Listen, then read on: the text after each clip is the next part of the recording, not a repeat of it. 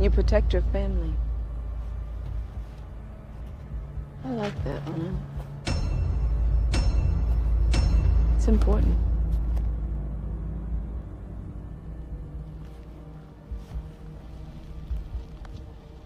You think you could protect them from me?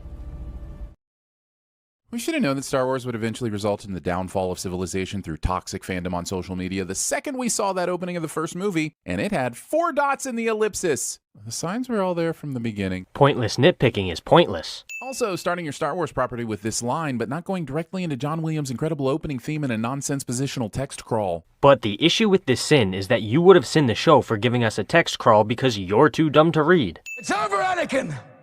I have the high ground! Look, we all make mistakes, but including this in your previously on the prequel sections really feels like doubling down on what is either a f*** you to the abilities of the Jedi or a f*** you to valid criticism. I actually kind of respect the latter, and there's nothing I like more than sinning things I respect. Discount Jeremy sinned something he respects ex machina. Also, I almost want to remove a sin for Disney giving us a 4-minute recap to save us from having to go back and rewatch 3 decidedly average movies. But it turns out even this small snippet of a compilation was enough to make me rageful about all the missed opportunities. Discount Jeremy sins a previously on segment that he likes. Cliché. Being a Jedi and only just now realizing your Jedi yoga class is under attack. This is another example of the TVSins writers believing that Jedi are omniscient. He wants this random Jedi Knight to somehow already know about Order 66 when the show makes it clear that this particular Jedi was not using the Force at this particular moment to be able to sense that. Opening with the execution of Order 66 is a super bold and dark way to start the show, and I'm kinda here for it. Looks like this show's starting off strong and really setting the tone for what will surely be an action-packed and well-paced series. Cindy's about to add a sin, aren't they? Discount Jeremy sinned something he likes cliché. What do we do now? We run.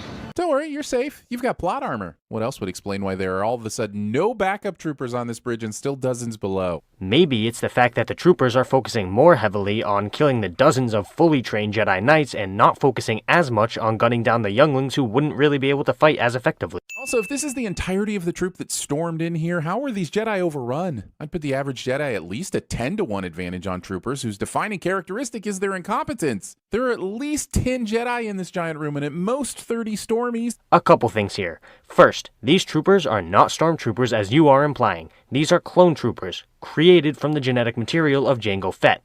The running gag in the Star Wars universe is that stormtroopers are incompetent, and I could be pedantic and explain why that's actually wrong, but instead I'm going to explain how clone troopers were actually extremely effective units that were actually mostly shown to be total badasses throughout the Clone Wars. And second, you started that sin by assuming that what we see on the screen is the entirety of the troop that stormed the Jedi Temple, which is stupid because there are obviously way more troopers than what we currently see. These are just the ones who are currently in this specific room.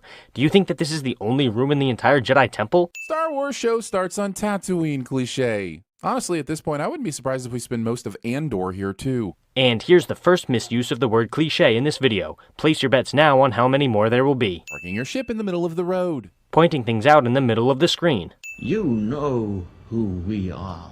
I only mention it so that you'll say it out loud so the audience who didn't watch Star Wars Rebels will also know who we are. Oh, and by the way, I'm following it up with a question about what we do, just so we can squeeze as much forced exposition out of you as possible. Ladies and gentlemen, I present to you the concept of contradiction. If the show had failed to explain who the Inquisitors are, then he would have sinned it for making him watch a different show. But when the episode does explain it, he sins it anyway for being too much exposition. Now, if he were smart, he'd keep moving, but the Jedi Code is like an itch. I mean, sure, but you can hide an itch. Look, I'm just saying Jedi can still do good things under the radar and be careful enough not to get caught. Yes, it's possible to hide your Jedi-like intentions, but it's significantly more difficult than you might imagine. Think about it. What separates the Jedi from normal Good Samaritans is their connection to the Force, which allows them to do extraordinary things. That's why the Inquisitors are able to find them, because they do things that normal people wouldn't be able to do.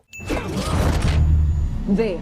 Case in point, Uncut Gems here could have simply stopped that knife and let it fall, but for some reason decides to control hover it there for a good 4 seconds so that he can be spotted. Nope, you're simply misunderstanding the scene. The Jedi wasn't making the knife hover, Reva was still force pushing it at the guy, meaning the Jedi was still preventing it from going forward up until he was caught.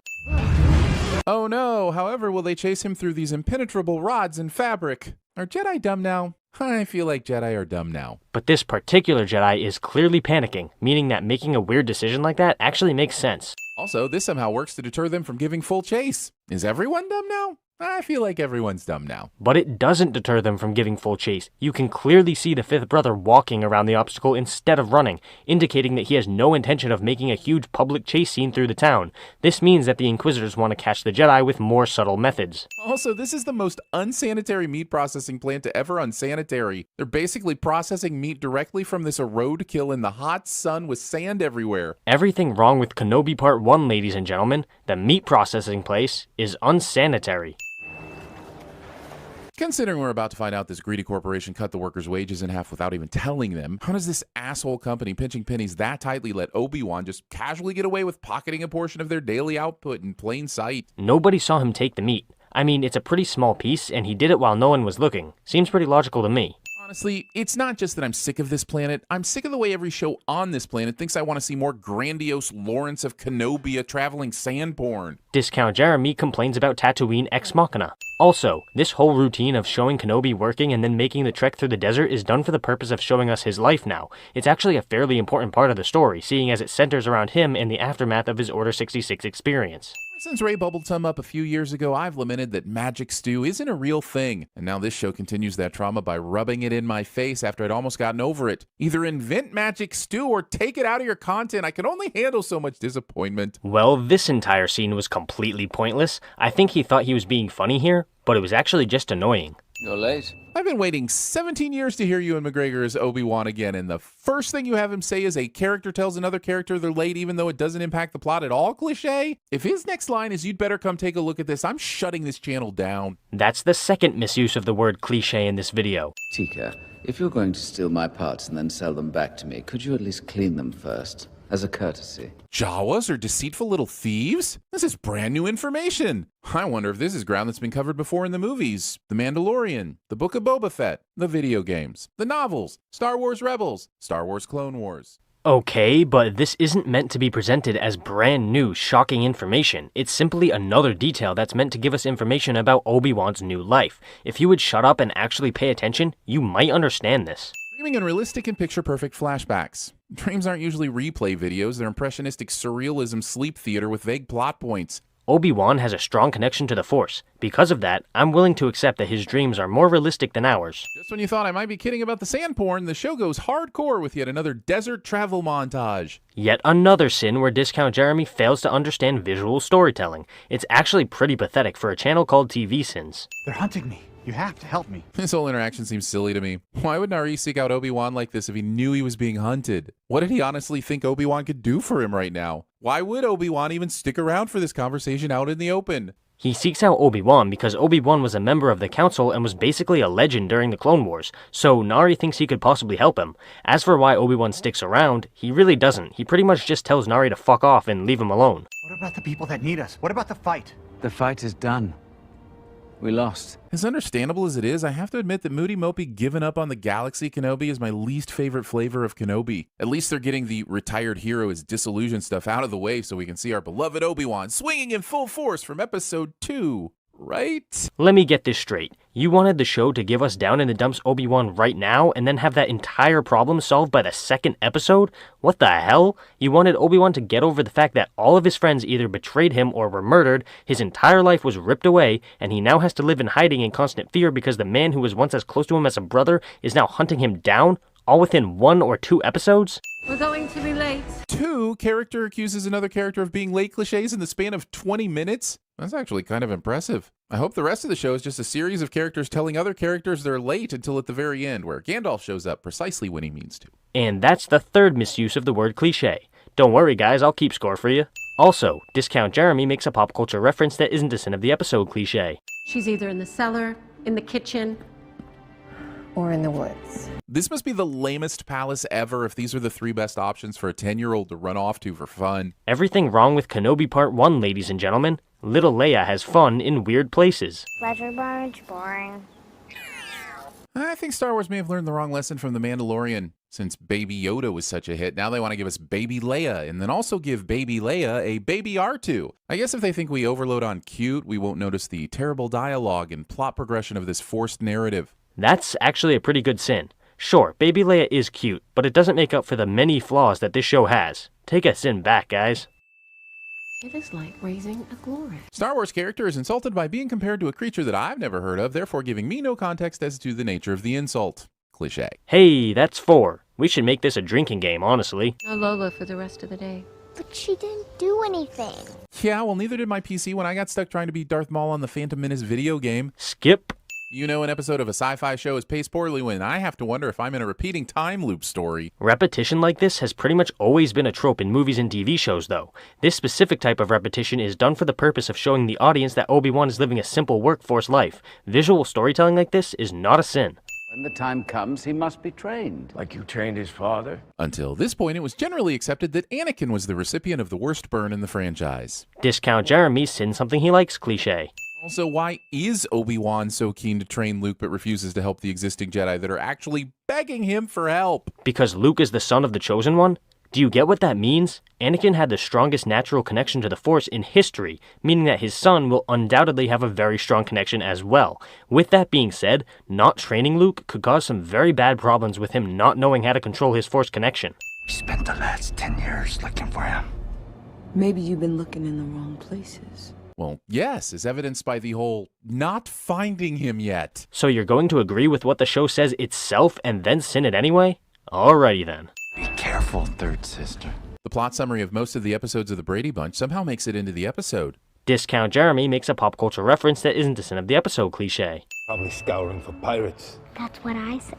Don't encourage her. There are some points in this episode where I swear the writer's goal was to sound like every trope from every bad sitcom in the history of the galaxy. We're really playing the kid acts out but the dad's into it and the mom has to play the heavy and be the only adult in the room card right now. But why is that a sin? This trope is meant to make the dad more endearing to the audience, and that's exactly what happens here. Why is that a mistake the showrunners made? You don't need manners when you're talking to a lower life form. Then I guess I don't need manners when I'm talking to you. Are we supposed to side with Leia here because we know she turns out to be Carrie Fisher someday? Because it could be argued she's being the bigger nerf herder here. He calls into question her kindness towards droids, and she immediately goes full force into a personal attack. Discount Jeremy is a sensitive little bitch. That may be the lamest attempt at making a chase seem real in the history of filmmaking. Run that back in slow motion, will you? Not only does Flea get caught needlessly monologuing, but watch this guy. He's there to catch this girl, and she gets a full 5 steps in before he starts half-heartedly jogging after her. And you thought stormtroopers were idiots. And it just keeps getting worse. As if the slow escape wasn't enough, watch again as these mercenaries continue being bested by a 10-year-old running through some light foliage and pondering the complexities of navigating a small tree branch, accompanied, of course, by a force load of sins. Yup, I totally agree with you here. This chase scene was cringy as hell. Remove another sin. What about the Senate? We cannot let this become public. It would draw too much attention. Well, then maybe leaving her with such an influential family wasn't the best idea to begin with. You can't hide the daughter of Vader as the princess of an entire planet and also complain that telling the Senate she's been kidnapped will draw too much attention to who she really is. I mean, sure, the Organa family is in the spotlight, but really only Bail and his wife. It's totally possible for them to keep Leia more or less under the radar, as the show implies they have done so far. Therefore, it makes sense that telling the public she's been kidnapped would draw too much unwanted attention to her. Also, this is the 3rd time for this, and yet the show refuses to play any Sonny and Cher or go full Womp Rat Day. Sorry, forgot. Here on Tatooine, the artist is Sonny and Sonny, of course. Discount Jeremy makes a pop culture reference that isn't a sin of the episode cliché. Honestly, at this point, just rename the franchise Star Traversing Slowly Through Deserts and the Occasional Wars. Yet more Tatooine complaints. Well, you coming or not? Title of my Star Wars sex tape? Oh, God, gross and weird!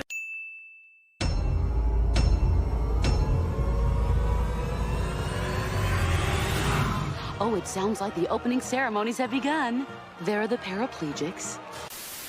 Ladies and gentlemen, I present to you the concept of contradiction. If the show had failed to explain who the Inquisitors... Ladies and gentlemen, I present to you the concept of contradiction. If the show had failed to explain what the Inquisitors are, then you would have sinned it for making him watch... Ladies and gentlemen, I present to you the concept of contradiction. If the show had failed to explain who the Inquisitors... Oh, my Jesus.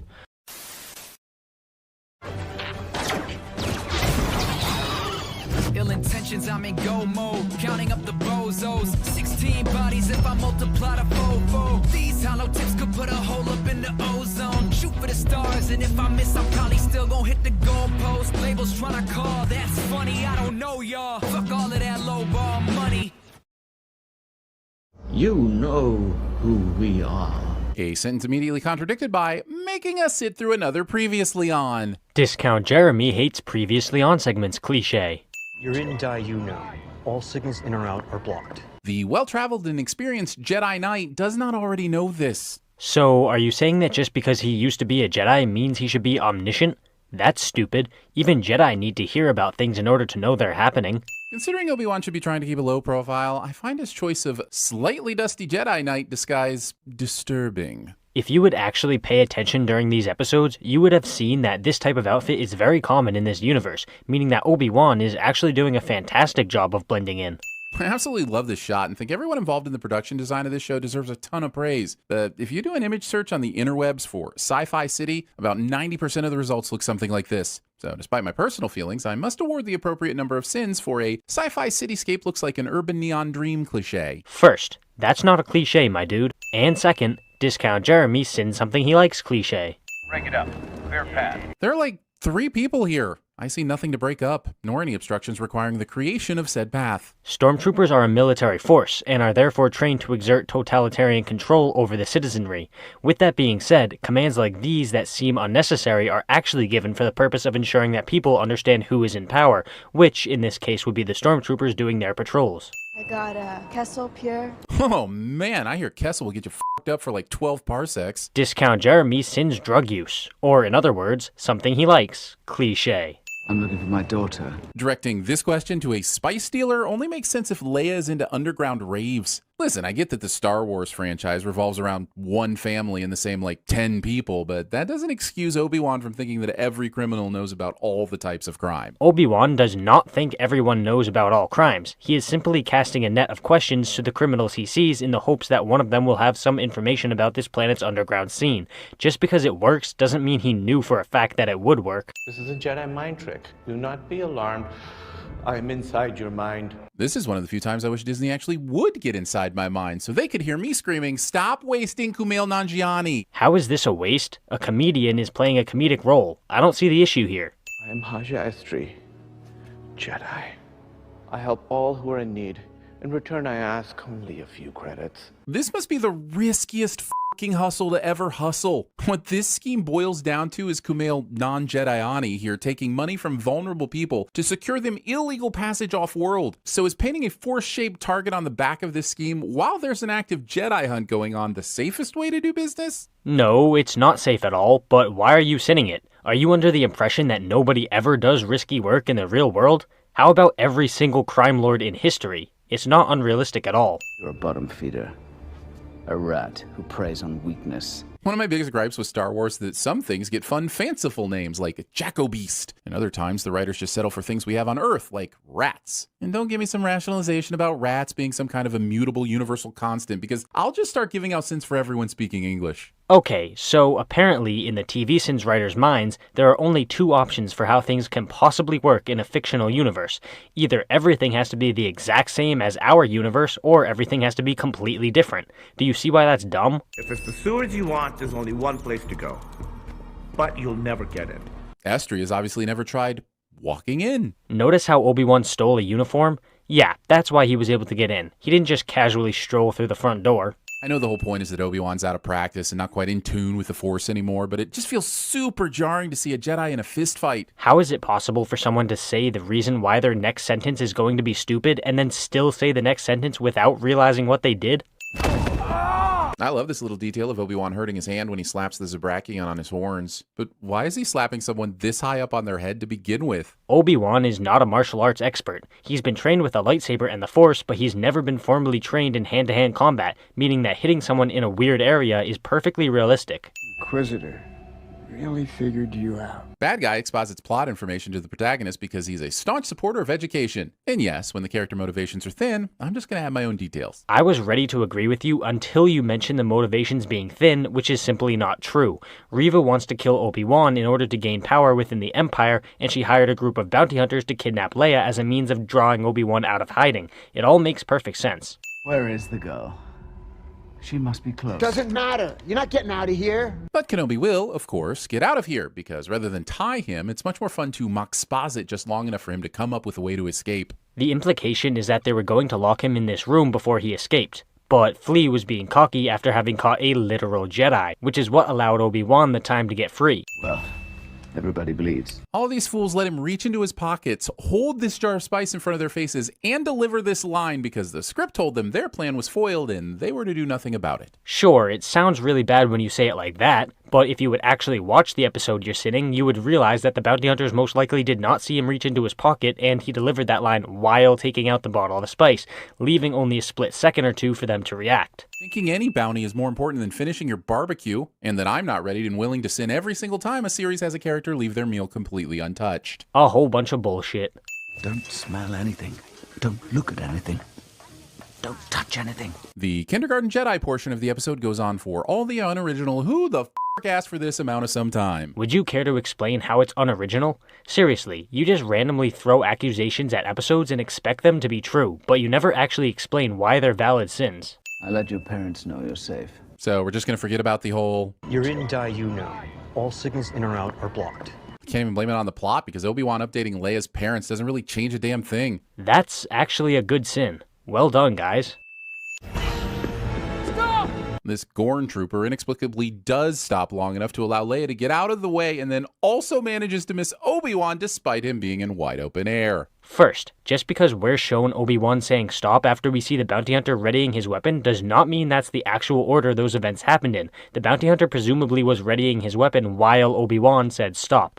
And second, Discount Jeremy is yet again expecting everyone to have impeccable aim. He's failing to understand that they're currently in the dark and a pretty decent distance apart. Dual-wielding blasters, but only shooting one at a time. Pointing things out on the screen. I'm not going to stand here and say this doesn't look cool, but I will stand here and ask why it was any better than just jumping over the damn thing. Discount Jeremy sins something he likes cliche. Since I met you, I've been chased, shot at, I almost fell to my death, and now there are inquisiting people after us. If somebody is offering us help, I think we should take it. Most of this happened because of her unwillingness to trust Obi-Wan, who was also offering help at the time. So the sin is that Ben sees a leader instead of misguided optimism. Leia is a child, my dude. Don't sin her character as if she's supposed to be a fully grown and mature adult. Was your friend a Jedi too? No, she was a leader. Leia's entire character being built off of who she will become and who Padme was may be in line with all the themes of destiny running through Star Wars, but it also eliminates pretty much any stakes for her story. And how did you come to that conclusion? Seriously, this sin makes no sense whatsoever. Just because one of the themes of Star Wars is destiny doesn't mean that her character can't change or have a character arc. In fact, if you actually compare Padme and Leia's characters, you'll see quite a few important differences. Watch and learn. Stabbing your GI in his GI. Making a dumb joke that nobody laughed at. We will destroy you! Since the time and place of said destruction are already known to most viewers, this threat carries very little weight. This sin basically sounds as if he's saying a character shouldn't say a line of dialogue because of something that happens in the future of their story, which is stupid because the character obviously doesn't know that event is going to happen. The look on my face after realizing this season will not be an original story, but mostly tie-ins to the original trilogy, somehow makes it into the episode. What the fuck? How is it not an original story? Just because the characters are from other stories doesn't make this story unoriginal.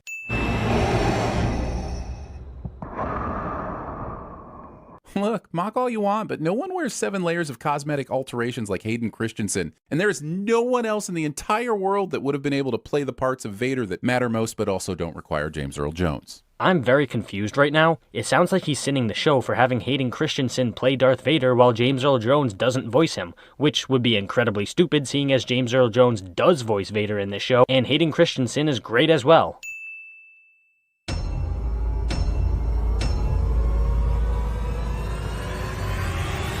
Hello there. General Kenobi! I can feel your energy, the silence isn't vacant. Walk a lonely path, treading on the road of greatness. People come and go, but the darkness always stays here. Scared to face the facts, we all fall. Nothing's changed here. Nothing's changed here. Nothing's changed here. We all fall, face the facts, nothing's changed here. Now you will suffer. Considering the huge amounts of all that happened in the first 2 episodes, filling a 1 minute and 30-second recap is actually quite impressive. Look, this show ain't perfect, but saying that nothing happened in the first 2 episodes is very disingenuous. Also, Discount Jeremy hates previously on segments cliche. Running between a giant polar sloth's legs without consent. Making stupid jokes that nobody is going to laugh at without consent. Creating your vanity intro to only include helmets or droids, which means you end up including an MSE-6 repair droid instead of a Han Solo. Everything wrong with Kenobi Episode 3, ladies and gentlemen. The intro doesn't include Han Solo. This Darth Vader gets dressed while Obi-Wan prays to the cameo voices on high segment goes on for all the some time. Discount Jeremy has the attention span of a toddler with ADHD cliche. Wait, I'm confused. Everything we've seen before shows the helmet and faceplate as 2 distinct parts that need to be placed on in order. The faceplate hinges on the mouthpiece, and then the helmet seals it all into the compression chamber. What the hell are you talking about? The faceplate and backing of the helmet have always been shown together when being attached to the rest of the suit. How about this scene from Empire Strikes Back?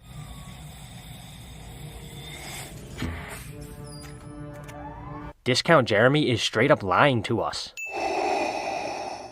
Look, edging is great, or so I've been told, but there comes a point when heavy breathing alone loses its impact, and you just need to release the red stick of doom. That was one of the cringiest jokes I've ever heard them say, especially considering the fact that they're sending the iconic breathing sound effect of Darth motherfucking Vader. Modeling your evil lair after Mordor, Middle-earth. Discount Jeremy makes a pop culture reference that isn't a sin of the episode cliche. I have been watching you, third sister. It's so great to have James Earl Jones back for this. Hang on, I need to adjust a few things here.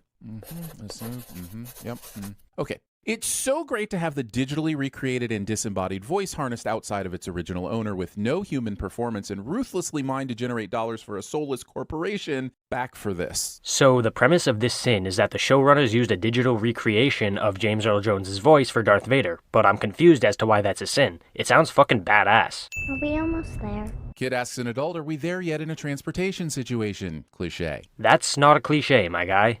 Can't you use force on it or something? That's not how it works. I mean, it could though, right? If I know one thing about Star Wars, the Force can be used to do the exact things the story needs it to, but then also won't do the exact things the story needs it not to. If a TV show with a fictional power tells you that the power can't do something, then the power can't do that thing. We're in a fictional universe where literally everything is made up. Have you ever been afraid of the dark? How does it feel when you turn on the light? I feel safe. Comparing the mystical galactic weave that provides superpowers to both good and evil to a nightlight. Pointing things out on the screen. Also, Discount Jeremy has apparently never heard of analogies. Lola! She was a show droid with red accents on her flair and 7 lives or so to spare. Discount Jeremy tries to sing in a video cliche. You hear that sound? It's as if millions of zippers simultaneously unzipped in ecstasy because yet another Star Wars spaceship takeoff or landing has been shown in its mind-meltingly slow entirety. A few things here. First, why are you sending a science fiction franchise for showing a spaceship landing? That's a staple of science fiction, and it's always been cool to see. Second, watching Star Wars ships take off and land has always been really awesome because it looks so good, so I don't know why you're complaining. And finally, this clip doesn't even last for a full minute, but they're still saying that it takes forever, and this is exactly why I constantly send them for having zero attention span. Phew. We traded the sand deserts to Tatooine for something completely different. A dusty desert. What do you want from them, Aaron? The Star Wars franchise has shown us a ton of variety in planets throughout the movies and shows. There really isn't a whole lot of new terrain they can cover. This complaint is nothing short of stupid and pointless. What is this place? Mapuzo. It's a mining system. Writing dialogue into your show for the sole purpose of Wikipedia. Or maybe this dialogue is meant for the audience so that we can know where we are right now. Look at all this headroom. This is a ton of wasted space. Why are there so many stormtroopers just aimlessly patrolling? This sin is really weird. He starts out by complaining about the high ceiling, which is stupid because that's simply a sign of wealth and decadence, and then he randomly asks about the stormtrooper patrols, which has nothing to do with the first part of the sin. He could be anywhere. I traced the manifest. Oh, you traced the manifest, did you? Cool. So should I send this for such a generic tactic explanation, or send it for Obi-Wan being able to be followed because of such a generic tactic explanation? How about neither? I mean, seriously, what did you want from them? Reva took action to find Obi-Wan and Leia in a way that actually makes sense. What's the issue with that? And when the sea metronome is fully mature, it will spread its seed to the other planets so that a new generation of aquatic melodic timing devices can populate the galaxy. This whole sin is not funny and it's just super cringy. Also, He's yet again complaining about a science fiction show spending a small amount of time on its science fiction visuals, which is still just as dumb as it was before. Maybe they're just late? Maybe it was a lie. I knew it. I never should have trusted him. We don't know if maybe... No one is coming here, Leia. Man, Obi-Wan sure did turn into a condescending, cynical prick over the last 10 years, didn't he? He reprimands Leia's optimism so quickly and forcefully here that he might as well have threatened her with a timeout if she dared say anything else even the slightest bit hopeful. This sin is absolutely priceless. He's complaining about Obi-Wan not being hopeful. Did he not watch Revenge of the Sith? Is he unaware of the events that led up to him being exiled? Why the hell are you expecting Obi-Wan to be a super hopeful and optimistic character? Also, as shown at the end of the episode, Obi-Wan gives up way too quickly on this meeting. I mean, it's not like they had a set time of departure from Space Vegas or a set arrival time on slightly greener Tatooine, so how does anyone know when the actual meeting time is supposed to be? And if it's a trap, wouldn't they have been caught as soon as they turned up? You're sinning Obi-Wan for giving up on the meeting spot too quickly, but that's kind of the point. He's become a very cynical and pessimistic person as a result of the trauma in his life. It actually makes sense for his character. Also, you said that if it was a trap, they would have already been caught, but that's not necessarily true. A trap on a desert planet could simply be stranding Obi-Wan and Leia in the middle of the desert without sufficient supplies in order to dehydrate and starve them to death. What are you doing out here? That's a long story. It's a long way. The Stormtrooper version of A Long Way is apparently a 1 minute and 15-second journey. Jesus Christ, he can't really be this stupid. They weren't referring to this journey. They were referring to the distance between the fake home Obi-Wan told them and the place where Freck found them. They know what they're doing, Leia. I can sort of go with Obi-Wan has lost touch with the Force, or Obi-Wan is getting older and his skills are diminishing. But I'm not sure I can get on board with Obi-Wan in a moment of crucial conversation when he should be on high alert, calls his undercover daughter by her actual name, as if he's some third-rate criminal in an episode of NCIS. You're acting as if Obi-Wan should never make mistakes. He's just a human, dude. He had a little Freudian slip. That's perfectly understandable. Are you my real father? I wish I could say I was. Weird time to tell Leia he regrets missing the opportunity to bang her mom, but okay. I mean, we are talking about Natalie Portman here, so can you really blame him? I remember a baby. A baby? Yes, I think I had a brother. Coming soon to a Disney Plus near you. Skip. A couple of strays I found. Thought you might want to check them out. No! Not Freck! Betrayed by the only one! Didn't I just say skip? Come on, guys, I mean what I say. Skip. Initiate Protocol 23. No, not Protocol 23! Jesus Christ, that's 3 times in a row. Fucking skip. Surely shooting the control panel only works if the control panel is also the power source for the barrier. Nope, the control panel is obviously connected to the power source, meaning that shooting it will short-circuit the gate. Out of the way. He says to the person who is no longer in the way, so the audience will know he's a dick. You know, in case the fact that he's a stormtrooper didn't tip you off to that possibility. Didn't you just say that a stormtrooper being a dick is a possibility, meaning that it's not going to be the case every time? Therefore, showing us that he's a dick makes sense, right? Droid maintenance. It's all automated. No one ever comes in here. Which means that when anyone sees you go in there, it's probably suspicious, no? Next time pick a hideout where you won't be found out just by walking through the front door, maybe? You're running under the assumption that everyone knows this is the droid maintenance building. The citizens most likely have no clue what the building is, and they obviously never go in there because they don't need to, so it really wouldn't be very suspicious. He's just a loader. They don't allow them to communicate. But what if he has something to say? Actions speak louder than words. So that would be communicating, then. When she said he's not allowed to communicate, she obviously meant he can't talk. Stop purposefully misunderstanding things to force sins. Quinlan was here. Quinlan, you say, as if I'm supposed to have watched every single Star Wars thing and know that name and be very excited. This is one of those sins where the TVSins writers complain about a cinematic universe being a cinematic universe with a ton of different shows and movies. If you don't want to keep up with them, you don't have to. But if you don't, then you don't have the right to complain about not understanding something. Question, why are the Jedi writing their names on the wall? Like some sort of Jedi database in case his room is ever discovered? They're presumably writing their names on the wall as a means of telling other Jedi who come through which ones are still alive. It's an underground method of communication that wouldn't necessarily mean anything to the Empire if they found it. What does it say? Only when the eyes are closed. Can you truly see? That's actually only the first line. I've read this one on a bathroom stall before. Skip. Someone must have seen us. We're moving up the timeline. Wait, if that was always an option, why wasn't it always the plan? Did you not hear her say that they're moving up the timeline? That obviously means it's not ideal to leave sooner, but it's technically possible. They didn't want to leave earlier because they wanted more time to prepare, but they have to cut their preparation time short in order to leave now. Ben? What is it? He's sensing Darth Anakin, that's what. Because anytime the story needs it, Force users can sense another important Force user around them. But sometimes when it wouldn't make sense, they just completely miss it. Like, for instance, when you're within a few feet of your own Force-sensitive daughter. Oh boy, the Force doesn't just work idly. Jedi and Sith have to actively reach out and use the Force in order to sense people. Obi-Wan is currently reaching out to the Force in order to detect Darth Vader, and Vader is also reaching out to detect Obi-Wan. The reason Vader can't sense Leia is because she would be no different to him than any random civilian, seeing as he isn't aware of her existence yet.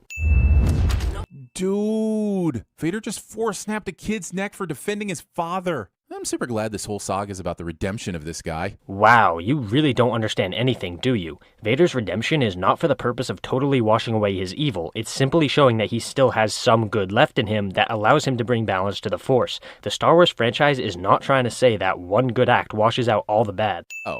Okay, well, I'm sure they're saving the epic battle for the end of the episode. I just hope that it doesn't end up being episode 4 in New Hope. Oh, well, you're in luck then, because the epic battle actually takes place in the season finale. It's a good thing you didn't add a sin there. Wait, he did add a sin, didn't he? What have you become? Mostly a villainous trump card for Disney to pull out every time they need to goose their IP interest a bit, if we're being honest. It's really a shame that you didn't remove a sin for Vader's response to that. It's just perfect for both of these characters in showing that Obi-Wan is partially to blame for Anakin's fall to the dark side. The thing is on wheels, Reva. There'll be plenty of opportunities to show your powers. You don't have to force it now. Pointless nitpicking is pointless. Keep running till you reach the port. A pilot will meet you there.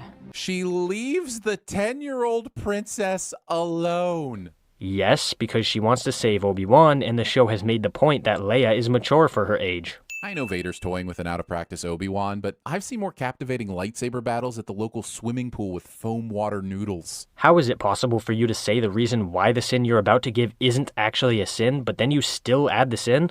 What the fuck? Now you will suffer, Obi-Wan. Anakin and Obi-Wan set each other on fire in episode 3 of a Star Wars property. Cliché. That's one of the most egregious misuses of the word cliché that I've ever heard. Also, Obi-Wan survives this without needing a life support suit or needing to be voiced by James Earl Jones. Yes, because he was only burned on one small section of his body.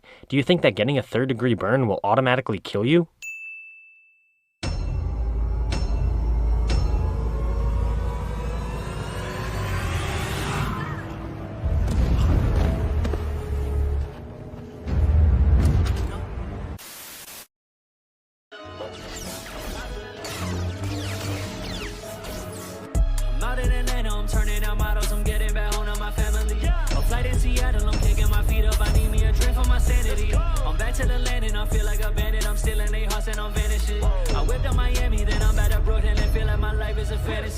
Gotta keep the lights on, going right through it. Left wrist ice, and my right going stupid. Drip so wet and it move like fluid. New 8-arm and I might go shoot it. Work so hard and I might go through it. Y'all need proof and I might just prove it. Don't do fake, man, we move so truest. Y'all so blue, now you look like bruises.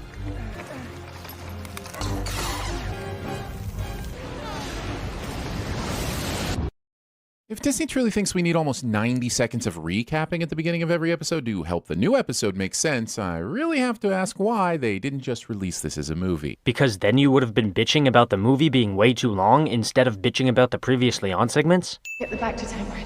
Ah, the back to tank. I should have guessed. Does all the heavy lifting so the writers don't have to deal with the consequences of physically f***ing up the protagonist. And the audience doesn't have to give a shit when they see someone injured. Well, Obi-Wan's injuries weren't fatal. He got burned pretty bad, but that won't necessarily kill you. Basically, what I'm saying is that the back to tank isn't just here as a means of saving lives, because he could have survived without it. Also, this all seems a bit overdramatic. Doesn't this franchise usually just have people recuperating on an uncomfortable looking bed in sickbay? So you're sinning a show for having something different happen than normal? Are you saying that not repeating the same tropes over and over again is a bad thing? Don't! Expecting someone who has just woken up in a vat of liquid not to freak out. Pointing things out on the screen. Where's Leia? TV show completely skips Obi-Wan losing his shit with Tala for leaving Leia behind and allowing her to be kidnapped by the bad guys. He should be fucking furious right now. So you want the show to waste time on a scene of Obi-Wan getting pissed at Tala instead of simply moving on with the plot? That's dumb. Can't keep me here. My father is Bail Organa. He's a senator. Writers think that the Leia we all know and love would be throwing around this "do you know who my father is" cliche. Are you forgetting A New Hope? I don't know what you're talking about. I'm a member of the Imperial Senate on a diplomatic mission to Alderaan. You are part of the Rebel Alliance and a traitor. Take her away! She knows everything. Telling secrets to a child. Ever. They didn't tell her any secrets, though. They simply smuggled her out of Imperial hands using a secret route. These are two completely different things. I mean, it's not like they just carelessly blabbed all their secrets to her. No idea what the Empire is capable of. Of course Roken knows what the Empire is capable of. What does Obi-Wan think he's doing here, digging for fossils? Just because Roken is fighting against Imperial control doesn't mean that he can't underestimate the power or evil reach of the Empire. Seeing as Obi-Wan doesn't know Roken, he simply thinks that he hasn't had as much experience with the Empire's cruelty as he himself has. Look, if you want my help, you got it. Obi-Wan being a dick works. Yes, because he inadvertently reminded Roken of the family he lost, thereby motivating him to help. Are you actually struggling to understand this? Impenetrable, Wade. It will, of course, prove to be extremely penetrable. Not really. Just because they end up penetrating it doesn't mean that it was easy. It requires a lot of skill, and if I'm being honest, sheer dumb luck. Truth is, nobody knows what it looks like in there. So what is the point of this fancy hologram if it has zero information to share? The hologram is showing us the outside of the base, Nimrod. Do you think that the inside is the only part that matters? What are you, a walking sperm cell? We need to find a way inside. Oh, well, we're not soldiers. Those speeders are for hauling sewage. She's 10 years old. Thinking that the age of the child you're rescuing will change the core function of your speeders or the ability of those riding them. I'm going to take a moment to be pedantic and say that he doesn't think the speeders or the skills of these people will change. He simply hopes that they'll put in more effort to find a way with the existing resources. Also, we need a Dirty Jobs episode on how they're hauling sewage in these things, because right now I'm guessing the back seat, and that's definitely a sin. Everything wrong with Kenobi Part 4, ladies and gentlemen. He doesn't understand how hauling sewage in a speeder works. I can get you inside and I can get you access. Is your cover still intact? We'll find out soon enough. I know they have limited options, but this is not a plan. This is like me pulling out a 10-year-old condom and assuming it won't immediately explode. My best friend and I play a game of Kerspunk. I'm gonna cut him off there because he winds up explaining this bullshit and it's simply not funny or interesting. So here's a sin for that.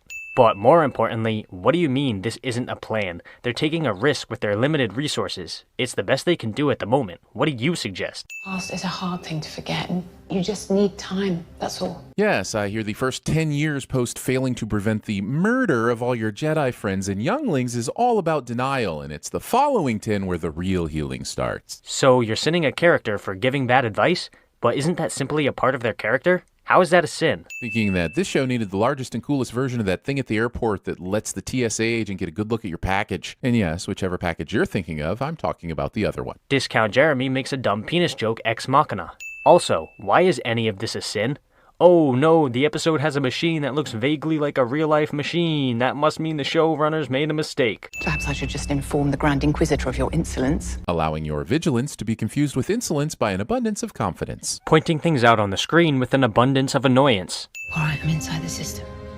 Here we go. Just to recap here, the impenetrable fortress consists of a wide-open hangar and one incompetent guard that doesn't feel the need to challenge a suspicious visitor. It's about as impenetrable as a 10-year-old condom filled with Jell-O being thrown... You get the idea. Impenetrable, at least in this context, does not only mean that people can't get inside the base, it also refers to how any intruders will be caught sooner or later. With that in mind, the vast amount of stormtroopers, various other guards, and officers do actually make it nigh on impregnable. Although I'm pretty sure Braun could impregnate the bitch. Give me 10 good men and some climbing spikes. I'll impregnate the bitch. I'm overriding an entry port. Oh, Lisa wasn't a fucking exhaust port this time. Nope, that's not a sin removal. That's me adding an extra sin for the original trilogy. Discount Jeremy sins something he likes cliche. What are they keeping down there? Nobody within earshot, including this fucking guy who we know heard her, does fuck all about this. Tala is a high-ranking officer than these other guys, meaning that it's well above their pay grade to question her. Just keep heading north. Giving directions like this indoors. Do you think that cardinal directions stop existing indoors? What the hell? Galaxy far, far away with laser swords, faster than light travel, planet-killing space stations, but no concept of 360-degree cameras. These droids are capable of turning their heads and moving. What would they want with simple 360-degree cameras when they've got that? Besides, the real sin is that there aren't stationary cameras on the ceilings that are picking up Obi-Wan's movements. Either everyone stepped out for lunch while this was happening, or the generic evil officer here was a real dick to his employees, and they're all quite happy to go about their work to the tune of him getting his ass kicked. The implication is that nobody else heard him getting his ass kicked. The sound effects were meant only for the sake of the audience. Did you hear that? Over there.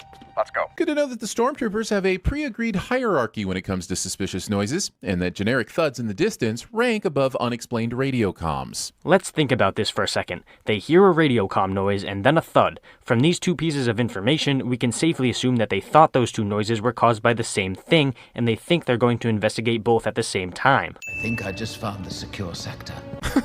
Because the fucking door decals are red? The only thing dumber than Obi-Wan assuming this is the fact that he's right. First, that fake-ass laugh. And second, why is that dumb? The Empire is marking a section of the building that is different from the rest with a different color. Seems pretty straightforward to me. And why is it weird that Obi-Wan assumes that? He sees a different color decal and assumes it means this area is a secure sector. He's not stupid. What are you doing to me? The same thing I do to anyone who doesn't embrace the Empire. Not giving the person you're about to encase in amber the courtesy of a clear and honest answer. Wait. No, not giving the viewer the courtesy of a clear and honest answer, because I'm just assuming you're doing to her what we just saw Obi-Wan looking at, but for all we know, this device could be for root canals or making cotton candy. Jesus Christ, you can't be serious. Even a fucking toddler can understand that this is a torture device. You should really take an IQ test so that I can laugh at the results.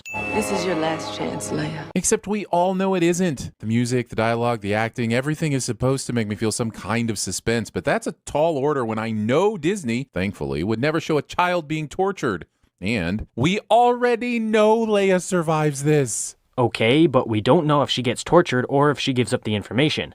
Now, you can always argue that we know neither of those things will happen because this show isn't ballsy enough to have them happen, and you'd be right, but I'm just being nitpicky, so fuck off. Tala, I need a distraction. Why, what's happened?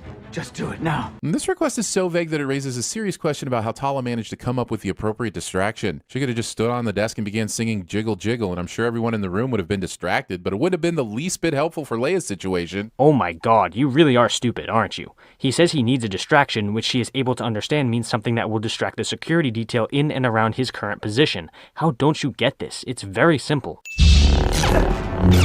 Yes! Finally, the kid is back! The return of the mother-forcing Jedi! But the writers made us wait till episode 4. So... And why is that a sin of this episode? Wouldn't that be a sin for the first 3 episodes? You know, the ones where this thing you like did not happen instead of the one where it does happen? There's no... He is not... Oh my goodness, he's hiding her under a fucking overcoat? I agree with the sin, but still. That fake-ass laugh. I'll admit it, I laughed when Tala shot the little mouse droid, but considering the tone of the rest of this episode, I have no idea if this was a joke or if the little guy actually posed a threat. Discount Jeremy sins something he likes cliche. Obi-Wan episode ends with Reva staring at Obi-Wan on an escaping ship cliche. That's not a cliche, my guy.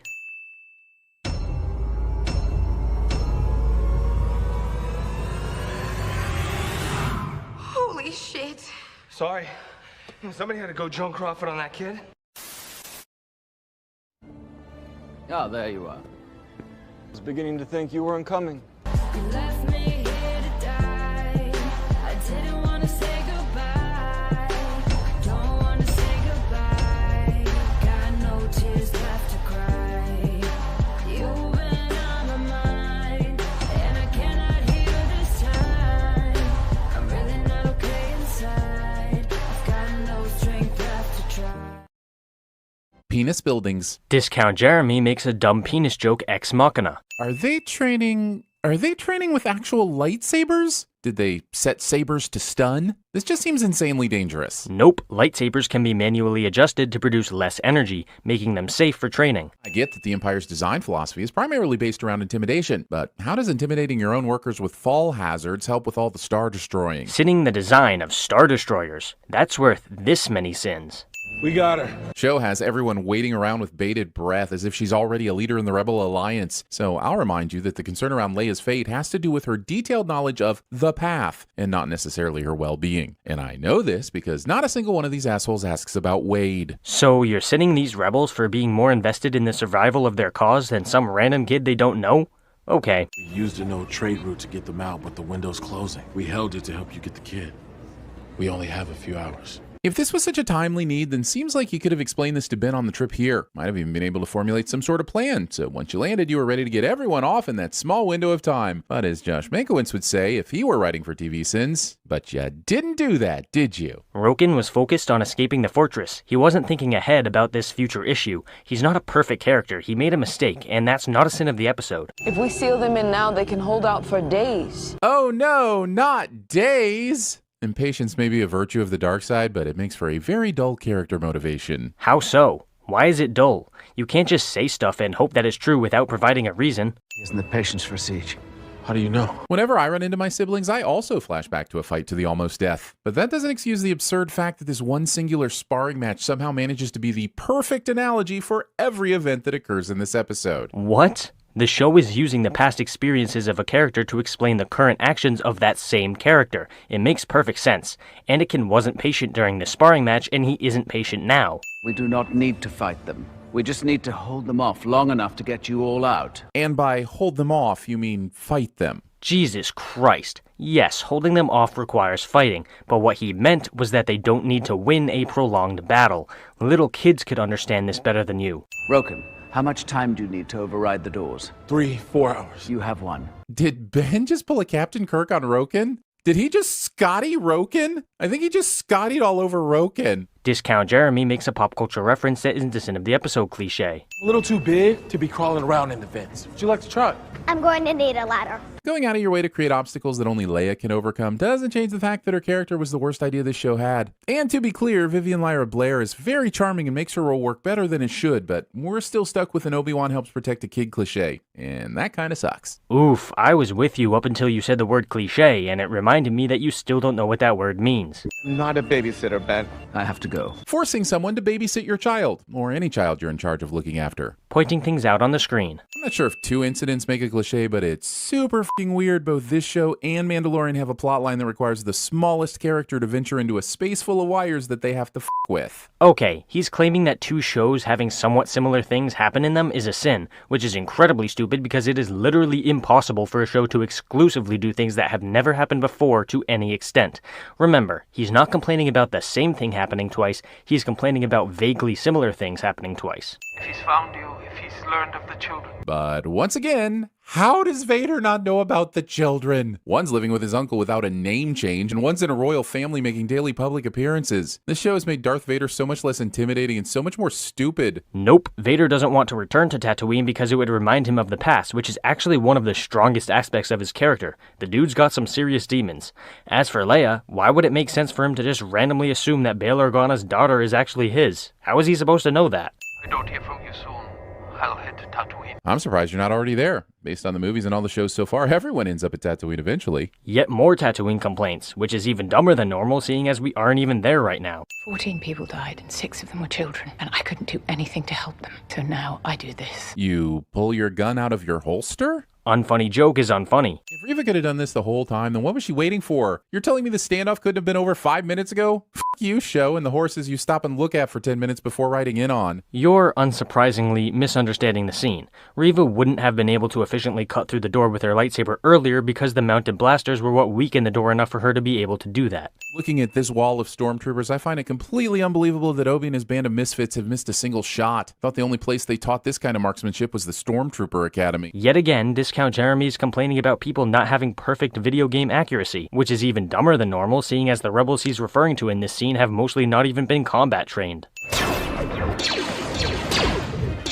Show pew-pews on for all the never-ending how are they gonna get out of this one cliche. The misuse of the word cliche is strong with this one. Expecting us to believe a stormtrooper hit something he or she was aiming at, and on behalf of humanity, I will exclaim with a resounding cry, we do not believe you. So it's a sin that something that normally wouldn't happen finally did happen? That's stupid. It's over. This kicks off the most confusing exchange of dialogue in the entire series, where Roken tries to convince Obi-Wan not to quit, and Obi-Wan tries to convince Roken that he's not quitting, meaning they're on the same page the entire time, and the whole thing was unnecessary and overdramatic. Nope, you just don't understand. Roken is telling Obi-Wan not to sacrifice himself for the rest of them because he thinks that's what's going to happen. Pay attention. Again, I have to point out that this lightsaber practice really feels like they're trying to lightly kill each other. So it'd go a long way if the show could indicate whether or not these things are Nerf, or if these two are oddly okay with being cut in half. The fact that they are going full speed at each other is our indication that they're on a lower power setting, numbnuts. Also, Discount Jeremy double dips cliche. Also, the show never acknowledges that Leia's the one that brought Lola along on this adventure, which makes it her fault all these people just died in that blaster fight. Seriously, lots of casualties on both sides.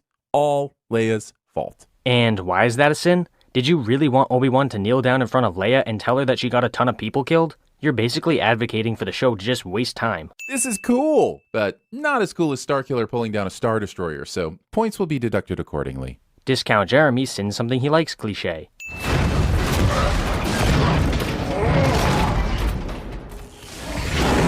Neat trick, but couldn't Vader just have easily stopped the second ship by using the Force as well? Was he too tired? Did he need some orange slices? The second ship takes off too quickly for Vader to react. Stop sinning things like this. It's actually realistic for characters to not have impeccable cat-like reaction time. How does Anakin not stop this with some quick stabby stab action? Show wants me to believe that a weaponless Obi-Twice armed with only breakdance moves is a match for Darth Vader and his lightsaber. The scene clearly shows us that Anakin is avoiding Obi-Wan's legs as he uses a kicking move to try to knock Anakin off his feet.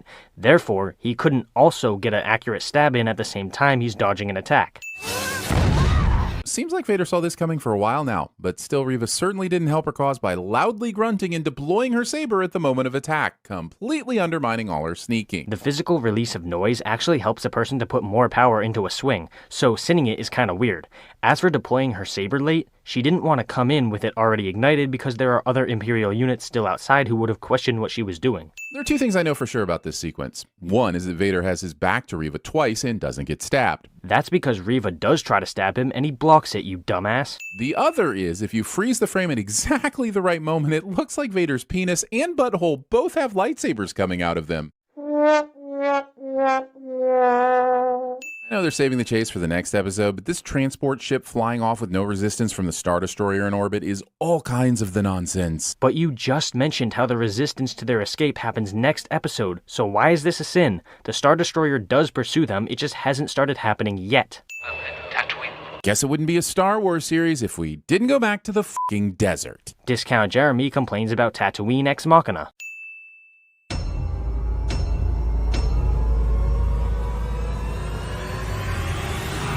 Okay, sir. Does the problem have a strategical impact on the business? It does. The program doesn't work. I'm getting an error, object reference not set to an instance of an object. Is that something on the screen, sir? I will do what I must.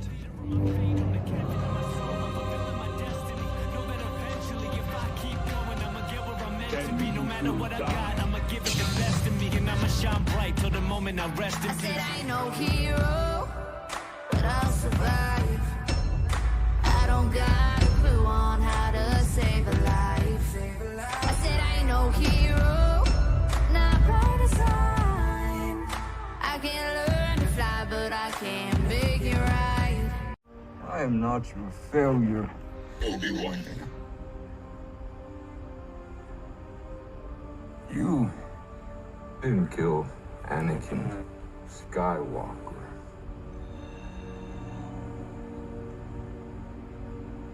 I did. Revenge does wonders for the will to live, don't you think? Yeah, it's crazy how successful it is at keeping people alive in this franchise. I hear in Star Wars Medical School they teach that for all terminal diagnoses, doctors should make a choice between killing one of the patient's family members or writing a prescription to have someone kick the patient's pet dog. This joke is actually pretty funny. Maybe I'm biased because I hate the fact that Star Wars characters can survive lightsaber wounds through sheer will now. I like that it happened with Darth Maul, but it's overused at this point. But either way, take a sin off, damn it.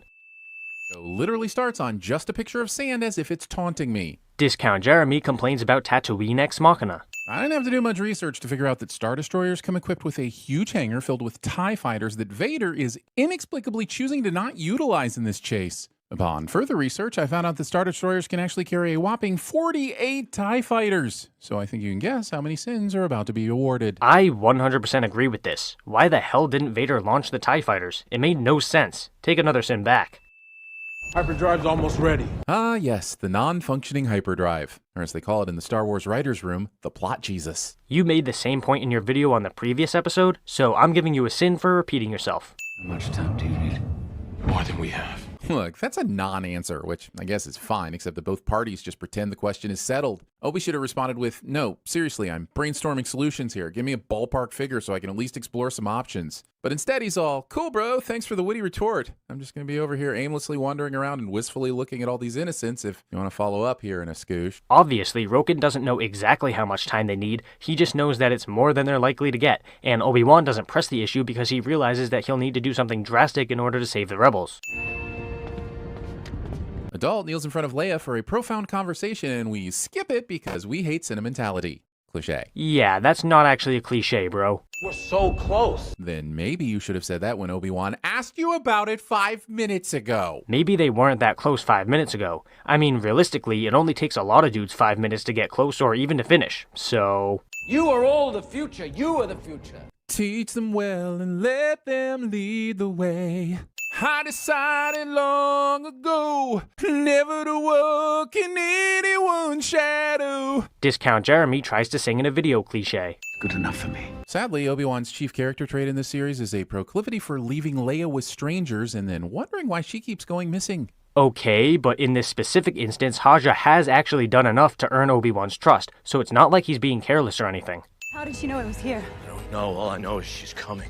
Oh, I can help. See, the show needed something for Reva to do after the completion of her main story motivation, so it provided her with a convenient message leading her directly here for more Sandy hijinks, because they didn't think the episode could survive with just the single thread of the Vader Kenobi stuff. It's the whole modern thing where climaxes can't just be about one thing anymore, and has to intercut between at least 2 and as many as 5 things, because audiences are used to TikTok, where the attention spans don't just jiggle, they fold.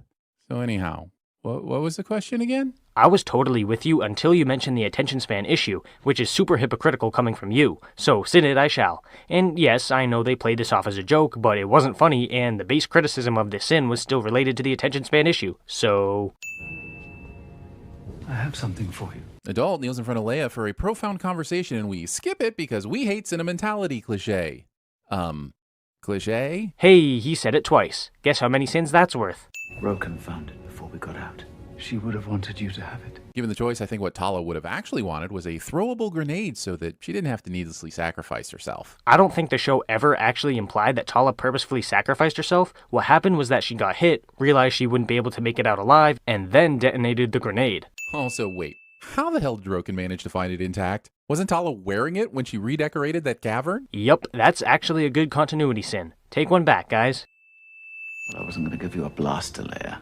You're 10 years old. Don't you get all cocky, kid. You may think that's ridiculous, but this is like Big League Chew all over again. Give a kid shredded gum that looks like chewing tobacco and then pretend that doesn't have some sort of formative effect on them when they eventually decide to mainline nicotine through their gums. This would be like Obi-Wan giving Leia a bong and then getting all high and mighty about not giving her some OG Kush to go with it. It is pretty damn different if you think about it, because Obi-Wan actually wants Leia to start fighting for the rebellion when she gets older, whereas those other examples are things you don't want kids to grow up doing. He sure does lounge around pondering things a lot for someone trying to save a shipload of people who somehow still haven't been blown apart by a freaking Star Destroyer. He's saying goodbye to people. Is that not clear to you somehow? You don't have to do this, you know. Poor Roken. His character's defined by constantly trying to stop Obi-Wan from doing something he's already decided he's going to do, armed with nothing but the thinnest of overused platitudes. So you're sinning a character for being consistent in their actions? That's dumb. People follow you. Don't stop. Just getting started. This setup for a Disney Plus spinoff was so blatant they might as well just froze the frame on his smile and put the words "coming soon" to Disney Plus on the screen. Coming fall 2023. Skip. Now is our chance to wipe out this network in its entirety. We cannot prioritize one lone Jedi. You could just launch the TIE fighters. While I do agree with this, you already said it, so discount Jeremy double dips cliche. Prepare my ship. I will face him alone. Because my hubris lines up nicely with the need for a cinematic showdown. So you admit that Darth Vader has a whole lot of hubris, but you still sin this? What the hell? Coming spring 2024 to Disney Plus. Skip. Again. I don't know if I want to complain that Owen and Beru somehow can't even hit her when they have the element of surprise and the high ground, or if I'd rather complain about the fact that Reva literally took a lightsaber to the gut a few minutes ago, so really where's the tension with this puny blaster fire? Owen and Beru aren't trained in combat, so they're not really marksmen, and add that to the fact that it's dark, and it actually makes sense that they miss a bunch of shots. Besides, they do have a bunch that are on target, they just got blocked by Reva's lightsaber. Even the rocks in action movies suffer from one at a time itis. But he's literally throwing multiple rocks at him in this very shot. Why you always lying? Wait, why is Obi-Wan continually hitting him with the butt of his lightsaber? Once or twice is fine, but if he has time to repeatedly do this, then he has time to slice Vader in half. Unless he's been pulling his punches/swings this whole time, but that makes even less sense. This action is actually more symbolic than anything. Obi-Wan is destroying the physical suit in this scene by bashing it, which represents him trying to kill Vader, but not Anakin. If you don't like that explanation, then you could always chalk it up to adrenaline making him not think clearly. Have I become him? No. Who you become now, that is up to you. Coming fall 2024 to Disney+. How many times do I have to say skip? Will people please stop leaving their deadly death sticks in the middle of a f***ing desert to be found by any passing child, Jawa, or Tusken? And why is this a sin? Are we really just complaining about totally inconsequential things that may or may not be happening? I serve only you, my master. And cue the inevitable Imperial March theme. I'm gonna stop you right there and throw up 100 sins for you sinning the Imperial March. Fuck you. Combing your already perfectly braided hair. Pointing things out on the screen. Leia. Kneeling to Leia's level 3 times in one episode? It's time for the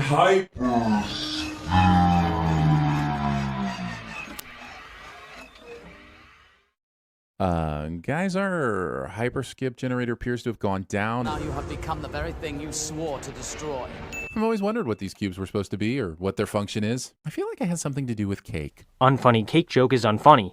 Also, asking pointless questions about background objects that don't matter. Hello there, Master Qui-Gon. Waiting until the last possible second to tick off the last 2 items on your things that apparently need to happen in an Obi-Wan Kenobi series bingo card. No. I'm not letting you get away with sinning this. Throw up 10 sins on the counter. I was always here, Obi-Wan.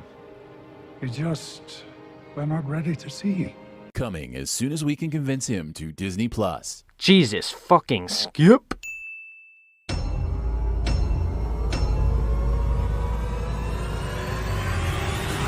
You're alive. Too bad you will die.